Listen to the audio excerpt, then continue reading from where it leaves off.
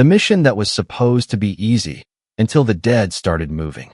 Light cut through the darkness like a blade. Dr. Lyra Venn gasped, her chest rising in sharp, panicked breaths. The sterile scent of the medical bay filled her nose. Machines hummed around her, whispering in rhythmic tones she didn't yet understand. For a moment, her mind refused to connect the pieces. Faces, sounds, the mission, the pain. All of it blurred into white noise. Then she heard a voice.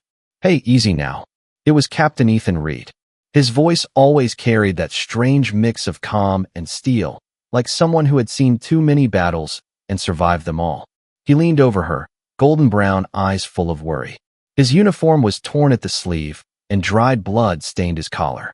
Not his, she realized, but someone else's. "Where am I?"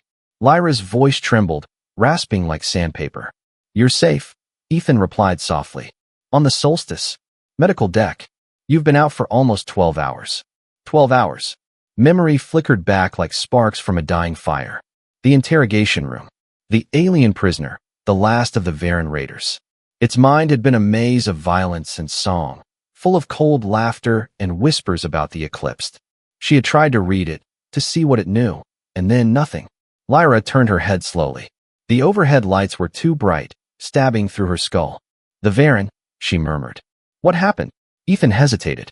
That silence was what frightened her most. He finally spoke. "You're not going to believe this, but the autopsy team was attacked by the corpse." Lyra blinked. "The corpse attacked them?" He nodded once. "They said it moved on its own. No implants, no neural charge. Just woke up." Her frilled ears twitched involuntarily. "That's impossible. Dead tissue can't." The door slid open with a hiss before she could finish. Two figures entered. The first, a tall woman in black combat armor, helmet under her arm, expression unreadable. The second, a man in a gray suit carrying a data pad, his tie crooked as if he hadn't slept in days. The woman spoke first. "Dr. Venn, I'm Commander Ishimara, Special Response. This is Agent Rhodes." The suited man gave a polite nod. "Doctor, I hear you went diving into a monster's mind without clearance. Brave or reckless, depending on who you ask." Lyra managed a faint, tired smirk. "What did I find?" "That," Rhodes said, "is exactly what we're trying to learn from you." She tried to sit up, but pain shot through her temples, sharp and electric. Ethan reached out instantly, his hand steadying her shoulder. His touch was grounding, warm against the cold dread curling in her chest. "I saw something," Lyra whispered. "A hall full of dead Varen soldiers. Their blood was silver, liquid light, and a figure standing among them. She wore their symbols, but her skin, her eyes, weren't Varen." She looked at them, trembling slightly. Then the bodies moved. They got up. Ishimara's jaw tightened. Rhodes stopped typing. For a few seconds, only the machines dared make a sound. Finally, Ethan broke the silence. "You think it's some kind of infection?" Lyra shook her head slowly. "No, it wasn't biological. It felt commanded, like something else was inside them." Rhodes exhaled. "That matches the field reports. The autopsy team managed to contain what they found. A parasite the size of a wasp, crystalline, fused into the brainstem. We're calling it the echo seed for now." "Is it contagious?" Ethan asked. "Not in the usual sense," Rhodes replied. "It doesn't spread through blood or air. It spreads through signal, through sound." Lyra's heart sank. She remembered the way the Varen prisoner had hummed before dying. A low, vibrating tone that had crawled into her skull like a living thing. "Oh no," she breathed. Ethan frowned. "Lyra." She met his eyes. "If it spreads through sound, then anyone who heard the Varen hum might already be infected." Isha straightened, her expression hardening. "Then we need to quarantine this deck now." She tapped her wrist calm. "Lockdown protocol, Section 5. The medical bay lights dimmed instantly, doors sealing with heavy thuds. Lyra's pulse raced. "Wait, I'm not infected. I would feel it." "Maybe," Rhodes said softly. But the last time someone said that, he tore open his assistant 30 minutes later. The room went cold. Ethan stepped between them instinctively, his tone sharp. "She's not a threat. She's an unknown," Isha countered. Lyra stared at the floor, her thoughts spiraling.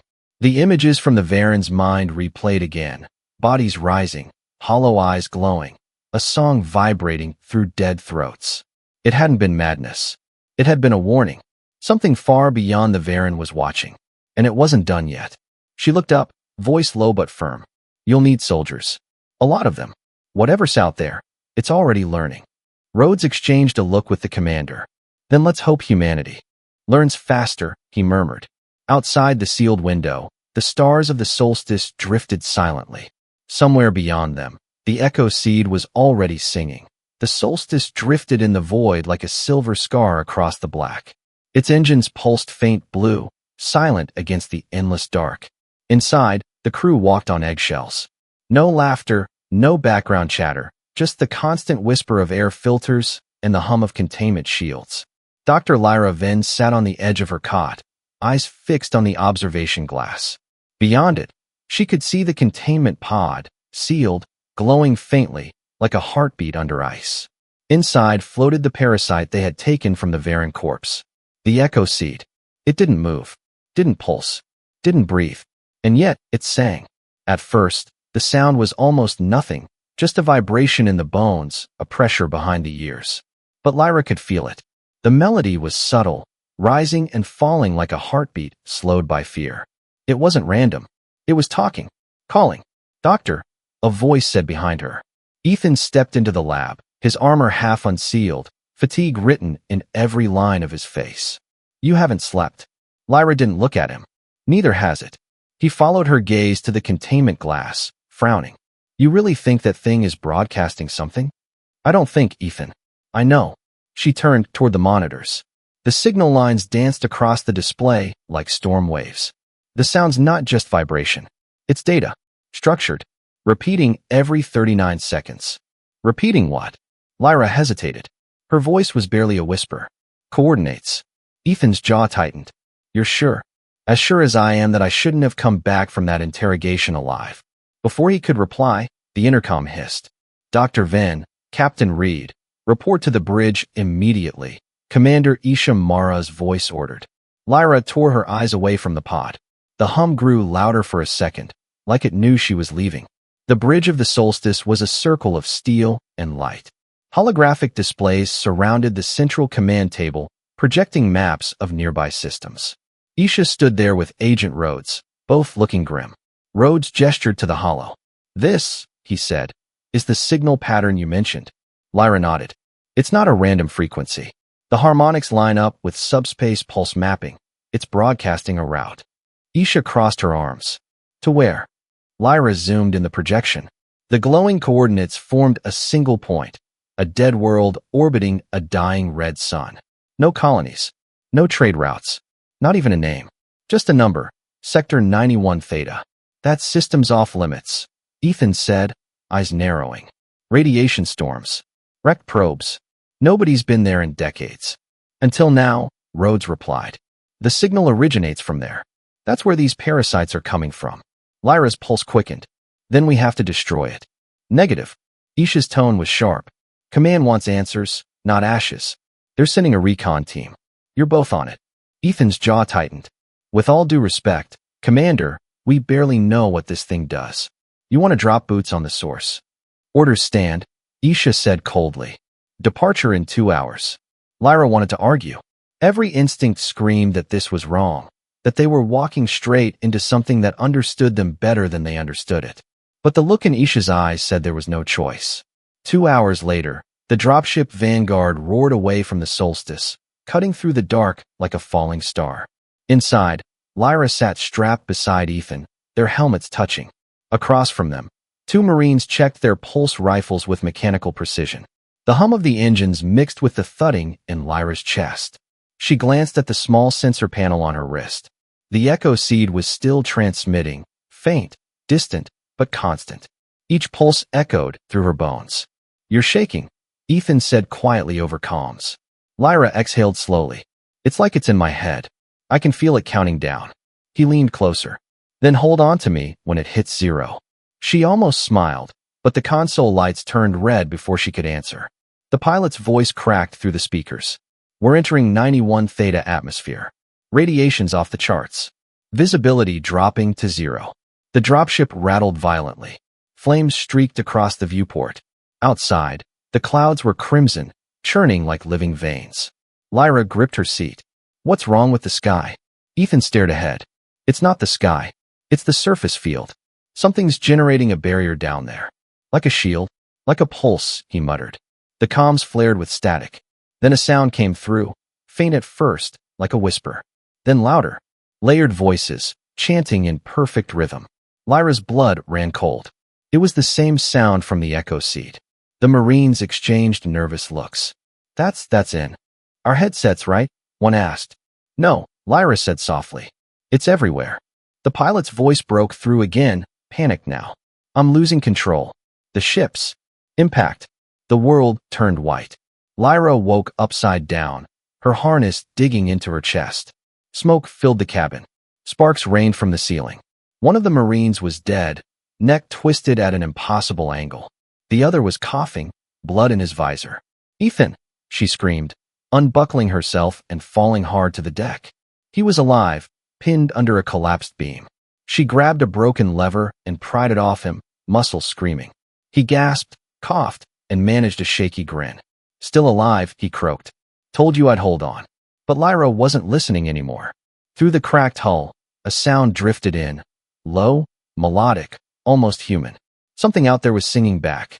Silence. Only the faint crackle of cooling metal filled the air. The dropship Vanguard lay half-buried in crimson dust, smoke curling from its shattered hull. The sky above was dark red, heavy and unmoving, like it had forgotten how to breathe. Lyra Vin crawled from the wreckage, her armor scorched and cracked. Her breath fogged inside her helmet. The planet was supposed to be dead. No atmosphere, no sound, no movement. But the moment her boots touched the soil, she felt it. A pulse. The ground itself was alive. Ethan, she whispered. He stumbled out behind her, one hand pressed to a bleeding cut above his brow. Still here, he groaned. Mostly in one piece. Lyra looked around. Jagged towers of black stone jutted from the earth like broken teeth. Strange, glowing vines crept along their edges, pulsing faintly with blue light. Each pulse matched the rhythm of the echo seed signal. This place, she murmured, scanning with her wrist sensor. It's reacting to the frequency. It's not random. It's synchronized. Ethan turned in a slow circle. Synchronized with what? Before she could answer, a low hum rose from the ground. Deep, resonant, and wrong. It wasn't a machine. It wasn't wind. It was a voice. Hundreds of them. Doctor, Ethan said sharply, hand going to his weapon. Tell me that's not. It's the same pattern, Lyra said, eyes wide. The same song from the seed. The sound grew stronger, pressing into their chests. Dust lifted in waves, rippling like water. Then something moved beneath the surface, shadows, shifting shapes, rising slowly. Ethan raised his rifle. Movement, 12 o'clock. Figures clawed their way up from the dirt. Armored forms covered in silver cracks, helmets shattered, eyes burning orange. They were human, or they had been. Lyra froze. Those are Union suits. The old recon team. The soldiers twitched like puppets, heads jerking at impossible angles. Then, as one, they turned toward the wrecked dropship. Back, Ethan shouted. Get behind cover. The first corpse sprinted. Its speed was inhuman. Ethan fired 3 precise bursts. Chest, shoulder, head. The rounds punched through clean, but the body didn't fall. It stumbled, twisted, then kept running. Lyra dropped beside him, fingers flying over her scanner. They're not regenerating. Something's controlling the motor signals remotely. Then kill the controller. Ethan yelled, switching to burst fire. I'm trying. She traced the signal, the pattern weaving through subspace, connecting every reanimated body like strings in a web. And at the center of it, something enormous. Buried deep below. Her voice shook. It's under us. All of them are linked to one source, a central mind. A corpse lunged from the side, knocking Ethan off his feet. He rolled, grabbing a jagged piece of hull metal, and drove it straight through the creature's neck. The body spasmed once and fell limp. But the ground around them started to tremble, the hum rising in pitch until it felt like the planet itself was screaming. Lyra pressed a hand to her helmet. The resonance, it's climbing past human tolerance. Ethan staggered to her side. Then we shut it up. She glanced toward the dropship's wreckage. The engine core was still intact, glowing faintly under twisted steel. If she could overload it, the pulse might stop. but it would also vaporize everything within 100 meters. Ethan, she said quietly, if I don't make it. He cut her off. You're not dying here, doctor. I wasn't asking for permission. She sprinted toward the wreckage, boots pounding through the dust. The corpses turned as one, screeching, sprinting after her. Ethan opened fire, his rifle roaring, buying her seconds. Only seconds. Lyra ripped open the engine panel and started rerouting the charge. Sparks leapt from the conduit. Her visor flashed with warnings, radiation spikes, thermal overload, atmospheric collapse. Come on, she muttered, hands shaking. Just a few more seconds. Ethan shouted through the comms, his voice breaking through static. They're everywhere. Lyra now? Would be great. Almost. The hum reached a pitch so high it shattered her HUD display. The corpses screamed. Ethan's shots faded into the storm. Lyra slammed her palm onto the override. White light erupted. A shockwave tore across the field, lifting dust and bodies into the air. The corpses froze mid-motion, their eyes flickering, then going dark. The sound stopped. For the first time since they'd landed, there was silence. Lyra collapsed beside the engine, coughing, vision blurring. Her armor was cracked, systems failing, but she was alive. Ethan stumbled toward her, limping, smoke rising from his shoulder armor. You insane genius, he panted, dropping beside her. You actually did it. Lyra's lips curled into a faint smile. Don't get used to it. He laughed once, then froze. Behind her, one of the corpses twitched. Its neck turned with an audible snap, and its jaw opened. No sound came out, only light. A beam of shimmering orange energy shot upward into the sky, splitting the clouds like lightning. Lyra's eyes widened. It's transmitting. To where? Ethan whispered. She looked up. The clouds parted slowly, revealing something vast moving beyond them, a shadow bigger than mountains, stretching across the red sky. That, she said faintly, wasn't a call for help. Ethan's expression hardened. Then what was it? Lyra's voice was barely a whisper. An answer. The ground trembled again, this time deeper, heavier, as if something colossal was waking beneath their feet. And somewhere far above, the shadow began to descend. The sky cracked open. Lyra watched, breath frozen, as the red clouds split apart like torn fabric. From the wound above descended a shape, vast, silent, ancient. It moved with a grace that didn't belong to anything mechanical. Its surface shimmered like molten glass, its tendrils trailing lightning as it fell. Ethan stared upward, whispering, "That's not a ship." "No," Lyra murmured. "It's a being." The creature hovered above the battlefield, blocking out what little light the dying sun gave. Every corpse on the ground twitched at once, turning their heads toward it like worshippers before a god. Their eyes reignited, not orange now, but blinding white. Lyra's sensors flared red. It's controlling them again. The signal, it's not from below anymore. It's coming from that thing. Ethan reloaded his rifle, voice steady despite the fear edging it. "Then we shoot it down." "Ethan, that's not a drone." "Doesn't matter." He raised his weapon, fired a burst. The bullets streaked upward, glowing tracer rounds vanishing against the creature's body. They didn't even leave a mark. The being rippled, almost amused. Then it sang. The sound wasn't like anything human. It was too perfect, too clean, sliding into the ear like warm metal. Every surface vibrated. The corpses around them convulsed, rising to their feet again, their movements now perfectly synchronized, faster, stronger, alive in a way that made Lyra's stomach twist. "Fall back," Ethan shouted, grabbing Lyra's wrist. They ran, boots pounding through the dust as the reanimated soldiers charged from every direction. Lyra's suit AI screamed alerts in her ears, radiation spikes, power surges, seismic shifts beneath the ground. The planet was waking up, shaking off centuries of death. They dove behind a crumbled ridge, pressing their backs against stone. Ethan tore open a small case on his belt and pulled out a shock grenade. "Cover your ears," he warned. He tossed it over the ridge. The explosion was silent for half a second, then reality snapped. The air rippled like shattered glass. The corpses dropped, twitching violently. The creature above dimmed for a heartbeat, its glow flickering. Lyra blinked, stunned. "That hurt it." "Yeah," Ethan panted. "Guess even gods hate feedback." The momentary quiet was a gift. Lyra pulled her datapad, typing rapidly. If it's transmitting commands through harmonics, maybe we can jam it. I can rewire the ship's broken comms to create a counter-frequency.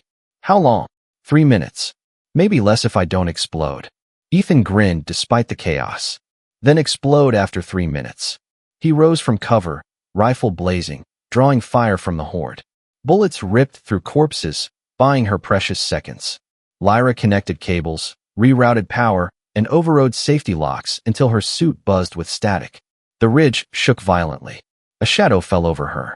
Ethan turned, too late. One of the corpses had leapt from above, slamming into him. It moved like lightning, hands clawing for his helmet. Ethan growled, twisted, and drove his combat knife straight into its skull. Still breathing, he shouted, pushing the body off. Lyra hit the final command. Frequency set, now. The broken comm tower beside the wreck sparked to life, releasing a deep metallic hum. The sound spread like ripples through water, clashing with the alien melody above. For a second, the air shimmered with pure interference. The creature screamed. It wasn't words. It was fury. The white light in its tendrils flared, then shattered like glass. Dozens of corpses around them froze mid-motion, their bodies collapsing back into the dust. Lyra fell to her knees, gasping. The hum faded. The silence that followed was unreal, heavy enough to make her ears ring. Ethan approached, half limping, visor cracked, but alive. You did it again. She looked up at him, sweat dripping down her brow. Don't sound so surprised. He chuckled, then the laughter died. The sky above wasn't still. The creature hadn't fallen. It hovered quietly now, its glow reduced to faint embers. But from its underside, dozens of black shards began to detach. They fell slowly, spiraling like feathers. What are those? Lyra whispered. Ethan's visor analyzed one. Pods. They're dropping reinforcements. Before they could react, the pods hit the ground all around. Silent impacts. No explosions, just dull thuds. Each pod split open like a seed. Inside wasn't a corpse. It was something new. Tall, thin beings stepped out. Humanoid in outline, but made of the same molten glass as their master. Their faces shifted between human and alien shapes, flickering like unstable holograms. Lyra's voice was a whisper. They're copying us. The creatures tilted their heads, studying them in eerie silence. Then one spoke, in perfect, calm English. Your frequency is beautiful, it said. May we borrow it? Ethan raised his weapon, finger tightening on the trigger. Over my dead body. That can be arranged, the being replied, and its form solidified, glowing eyes fixing on him. The hum returned, lower now, slower, deeper, the song of something learning, adapting. The planet vibrated in response, alive again, but this time, its heartbeat matched theirs. Lyra felt it pulse through her bones and whispered, "It's not invading us anymore, it's sinking." Ethan looked at her sharply. What does that mean? She swallowed. It means the planet doesn't want to destroy us. It wants to become us. The wind died. The sky dimmed. And then, for the first time since they landed, the creature above went silent. For the first time since the crash, the world was quiet. No hum. No vibration. Only stillness. Deep, unnatural, almost holy. Lyra Vin and Captain Ethan Reed stood among the black shards, surrounded by the glass-skinned beings that had fallen from the sky. They didn't move. They didn't breathe. They simply watched, heads tilted in eerie imitation of curiosity. Ethan kept his rifle trained on the nearest one. They're waiting, he said quietly. Lyra's visor flickered with readings, energy spikes, faint temperature shifts, molecular instability. No, they're listening. To what? She hesitated. Then she realized, to them. The beings weren't trying to destroy or attack. They were observing, mirroring, learning. The silence wasn't absence. It was focus. Ethan's voice was low. This feels wrong. Like standing in front of a loaded weapon that doesn't know it's armed. Lyra took a slow step forward. They're using the signal like language. I can sense the same harmonic pattern from the seed. Maybe if I... Lyra, don't, Ethan warned. But she already had. She activated her wrist sensor, broadcasting a single pulse, the same one she'd heard in the alien parasite's frequency. A tone of 3 notes, soft and rhythmic. The effect was immediate. The glass creatures turned toward her in unison. Their faces rippled, cycling through shapes, human, Varen, others she couldn't name. Then, as one, they dropped to one knee. Ethan's mouth fell open. What the hell did you just do? Lyra's voice trembled. I think I answered them. The lead creature rose and approached. Its surface shimmered like water, and its features settled into something almost human, a face she recognized too well. It wore her face. Lyra staggered back. No, you speak as we do, the duplicate said, its voice a perfect reflection of hers, only deeper, layered, as if a chorus spoke through it. You reached into the silence. We only wish to return the echo. Ethan stepped between them, weapon raised. You stay away from her. The being tilted its head. Defender. Human. The design of you is deficient. Yeah, well, I'm not in the mood for compliments, Ethan muttered. Lyra's hand shook. What do you want? The being looked skyward. We were born from your fallen. The seed carries memory, shape, and purpose. It grows where death lingers long enough to dream. We do not kill, we inherit. Lyra's heart pounded. You're saying those corpses, you weren't controlling them? We were awakening them, guiding them into our pattern. Ethan grimaced. By turning them into puppets. The being turned toward him, and for a second, its expression was almost sad. Puppets are what you make of your dead. We listen to them. Before Lyra could respond, the ground trembled again. The air shimmered, a distortion spreading across the horizon. She looked up just in time to see the sky fracturing. A massive structure was descending through the upper atmosphere, a ring-shaped fortress, dark as space itself. Its surface bristled with energy nodes. Rhodes' voice crackled through her comms, distorted but alive. Dr. Venn. Captain Reed. Do you read? Lyra's eyes widened. Rhodes. You're still. Alive, barely. We're tracking a quantum surge from your coordinates. Command's about to fire a purification strike. You need to evacuate now. Ethan's eyes went cold. They're going to bomb the planet. Lyra stared at the creatures around them, motionless, calm, curious. They'll wipe them out. That's the idea, Rhodes said grimly. Whatever's down there isn't human anymore. The being wearing Lyra's face turned its head toward the comm signal. Expression unreadable. Your kind fears what it does not yet own. Ethan stepped closer to Lyra. We have to go? Now. But Lyra didn't move. They're alive, Ethan. Not invaders, reflections. If command hits this world, they'll destroy something we don't even understand. He looked at her, jaw tight. You can't save everything. She looked up at the creature. If I stop the strike, will you stand down? No more reanimation. No more signals. The being's form flickered. We cannot promise silence. Silence is death. But we can listen to you instead. Ethan grabbed her arm.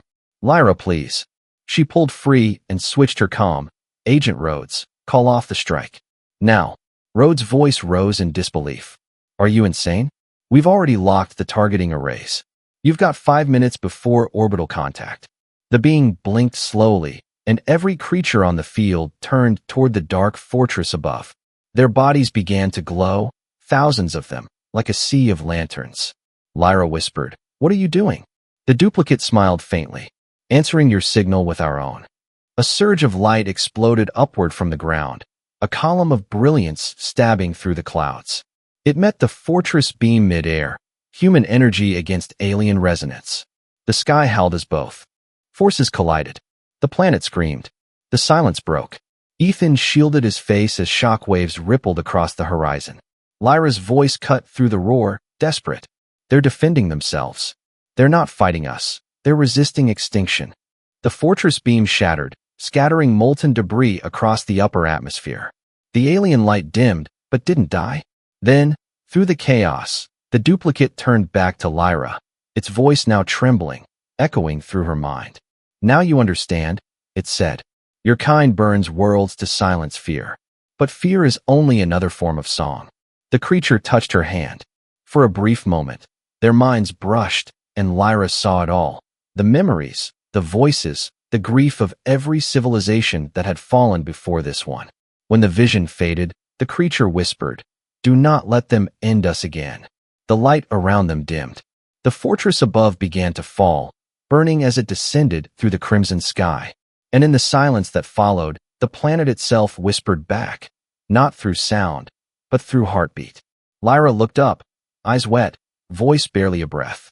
Ethan, the silence isn't empty. It's waiting for an answer. The fortress fell like a dying star. Chunks of molten metal rained from the sky, streaking across the red clouds. The air shimmered with radiation and ash, the planet's thin atmosphere burning itself away. Captain Ethan Reed dragged Lyra behind a ridge as a piece of the fortress slammed into the plain, erupting in a wall of dust and fire. The shockwave rolled over them, flattening the alien glass creatures nearby. When it passed, everything was quiet again, except the sound of crackling flames and distant thunder. Lyra coughed, pulling off her damaged helmet. Command just tried to erase us. Ethan spat blood and glanced at the distant horizon, where the last of the fortress fragments glowed like dying embers. If they thought you were compromised, they didn't see it as murder. They saw it as quarantine. Lyra turned to look at the creatures that still stood. Not all were gone. Dozens remained upright, their cracked bodies glowing from within. The one that wore her face was among them, its surface dimming with each breath, if breathing was what it did. You survived, Lyra whispered. The being tilted its head. Survival is the first song of all living things. Before she could reply, the comm in her ear crackled again. Agent Rhodes' voice, distorted and panicked. Ven, Reed, do you copy? What the hell happened down there? The orbital cannon malfunctioned mid-fire. It's falling apart up here. We lost communication with half the fleet. Ethan stared up at the flickering sky. You didn't lose them, he said grimly. They're being jammed. By what? Lyra's eyes widened. The planet itself. It's not just alive, it's conscious. It's defending itself. There was a long pause. Then Rhodes spoke again, his tone low and resigned. Then Command will declare war. Lyra closed her eyes. If they do that, they'll be fighting something that doesn't die. Something that learns. Hours passed. The sun, if it could still be called that, hung dim and swollen above the horizon. The air grew colder, thinner. Every few minutes, another tremor shook the ground. The planet was shifting, reshaping. Lyra stood beside the alien duplicate, both watching the remains of the fortress burn. Your people, she said softly, why mimic us? The being's voice was quiet, layered. Because you echo louder than the others. Every civilization leaves a sound when it dies. Yours still sings. Ethan, sitting nearby and reloading his weapon, muttered, That's poetic. And terrifying. Lyra ignored him. You mean you've seen others? The being nodded. Many. They came with machines, with weapons, with pride. They left silence. We grew from that silence. But you? It looked at her intently. You adapt. You create harmony from chaos. The seed followed that sound. So this, she gestured at the planet, the corpses, the living glass, is evolution through imitation? It is memory finding shape again. Before Lyra could reply, the ground split open.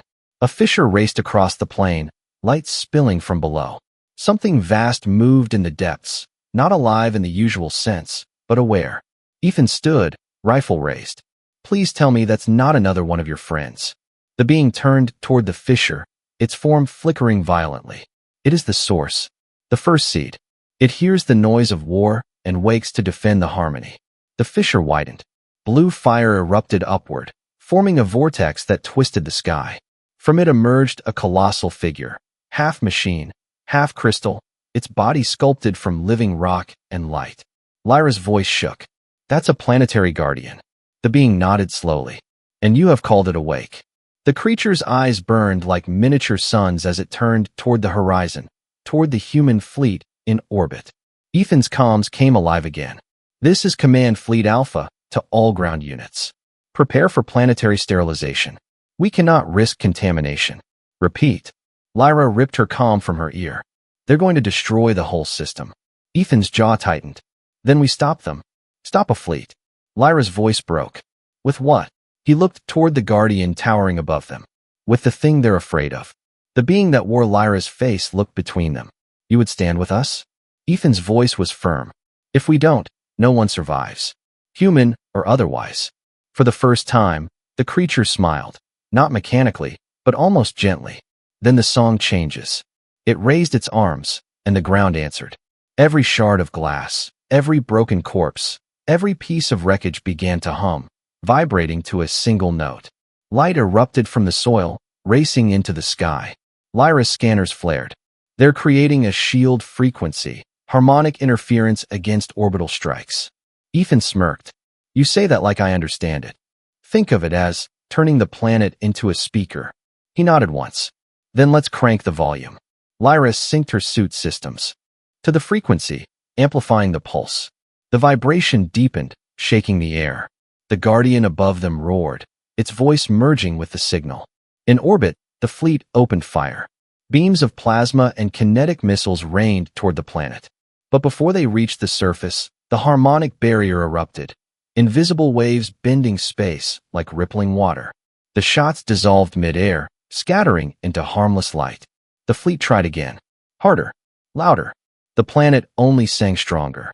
From the ground, Lyra whispered, "It's working." Ethan stared at her. "No, Lyra. You're making it work." She turned, confused, but before she could speak, the being beside her collapsed. Its form was breaking apart, fragments of light blowing away like dust. "Wait," she shouted, reaching for it. The creature looked up at her one last time. Harmony demands sacrifice. Keep the song alive. Then it shattered completely, dissolving into the wind. The light spread across the sky, merging with the planet's pulse, strengthening it. The fleet's final barrage struck the barrier and failed. The sky glowed pure white, then dimmed. Silence returned. Ethan looked up at the faint remnants of humanity's ships retreating into the void. "They'll be back," he said quietly. Lyra's eyes were fixed on the fading light. "So will we." The wind carried the last whispers of the alien chorus, faint, haunting, and somehow human. The sky was no longer red. It had turned silver, alive with threads of light that stretched from horizon to horizon. The ground no longer shook. The planet was breathing, calm and awake. Dr. Lyra Venn stood on the ridge, her armor cracked and scorched, the wind whispering through her hair. Captain Ethan Reed stood beside her, rifle slung across his back, visor shattered but his eyes steady. Together they watched as the great Guardian, the colossal being of light and stone, sank slowly into the earth, returning to its rest. It had done its part. The human fleet had retreated. For now, the war was over. But silence had never felt so heavy. Lyra's voice was soft. "We stopped them." Ethan nodded. "Yeah, but at what cost?" She didn't answer right away. Her gaze drifted to the valley below. The once dead land now shimmered with veins of blue light. The alien beings, the glass-born reflections, were rebuilding, reshaping the ruins into structures that looked almost human. Homes, bridges, towers of curved crystal that hummed like quiet songs. "They're not soldiers anymore," Lyra murmured. "They're building a city." Ethan frowned. "And they're using human designs. Look, arches, solar towers, even transport rails." She smiled faintly. "I told you. They're learning. Or copying," he said under his breath. "Maybe both," she replied. "But isn't that what we've always done? Humanity survived by adapting, by imitating, by learning what worked and making it ours." Ethan stared at her for a long moment, then sighed. "You sound like them." Lyra smiled sadly. "Maybe that's not a bad thing." Hours passed before a new signal broke through the static. A faint voice over the comms, raw and trembling. "Dr. Venn. Captain Reed, this is Agent Rhodes." Ethan tapped his communicator. "We read you." "Thank God," Rhodes breathed. "Command's in chaos. The fleet suffered heavy losses from the feedback surge. You two are officially marked Kia." Lyra glanced at Ethan. "Dead?" "Yeah. Which means you're ghosts now. Command can't risk acknowledging what happened. They want this whole mission buried." Ethan's tone hardened. "They can't just erase it." Rhodes sighed. "They already have. The official report says the planet collapsed during bombardment. No survivors. No life detected. No transmission." Lyra looked out at the valley glowing beneath the alien sky. "Then let them believe that." There was silence on the line. Then Rhodes asked, voice low, "What are you planning, Lyra?" She smiled faintly. "Something human." The signal cut out. Night fell, or what passed for night here. The stars above were strange, scattered like new constellations drawn by an alien hand. Lyra sat beside a small fire of glowing mineral shards. Ethan joined her, sitting close enough for their shoulders to touch. He stared at the flames. "You're staying, aren't you?" She nodded slowly. "This world isn't a threat anymore. It's a newborn mind, and it needs guidance. If humans come back, they'll come with guns again. Someone has to teach this place what peace looks like before they arrive. Ethan gave a small, bitter laugh. And you think they'll listen? She turned to him, her eyes reflecting the blue light of the fire. They already are. The air around them shimmered. Figures emerged from the dark, the glassborn, hundreds of them, their bodies faintly glowing. One stepped forward. Its face flickered between human and alien shapes until it settled into something new, something neither. "Doctor," it said softly, its voice like music carried on wind. "We have built what was broken. The Guardian sleeps again, but the sky still remembers your kind. When they return, will they come as destroyers?" Lyra stood, meeting its gaze. "If they come as destroyers, we'll teach them harmony instead." The being tilted its head. "You would stay among us?" She nodded. "If you'll let me." The creature placed a luminous hand over its chest. "Then this world will remember you. Your sound will become part of ours." Ethan rose, his expression unreadable. "And me?" The being's eyes glowed faintly. "You will carry the echo back to the stars." Lyra frowned. "Carry it." Ethan's calm crackled again, faint, distorted, but unmistakable. A signal from a surviving human ship. They were calling for extraction. She looked at him, realization dawning. "They'll think you're the only survivor." He smiled, tired, gentle. "Good. Someone has to tell them what really happened. Not the report. The truth." Lyra stepped forward, her voice breaking. "Ethan." He reached out, resting a hand on her shoulder. "Hey, you're the scientist who taught a planet how to sing. You'll be fine." A shuttle descended from the clouds, its engines whining softly. Ethan walked toward it, his shadow long under the silver light. He turned one last time. "If I tell them you're alive, they'll come for you. So don't," she said. He nodded. "I won't." Then he boarded the shuttle and was gone. Days later, under the pale dawn, the first human-built monument rose beside the alien towers, a bridge made of crystal and steel. Upon it, Lyra carved a single inscription in both languages. "We sang until silence answered." The planet's light pulsed softly, echoing the rhythm of her heartbeat. The glassborn gathered around, their voices blending into a low hum that spread through the valleys, across the mountains, and up into the stars. Far above, Ethan's shuttle passed through the upper atmosphere. He turned off his comms and listened. Through the hull, faint but clear, he could still hear it, the planet's song. A song of humans and something new, woven together. A song not of war, but of understanding. And for the first time in human history, silence truly spoke back.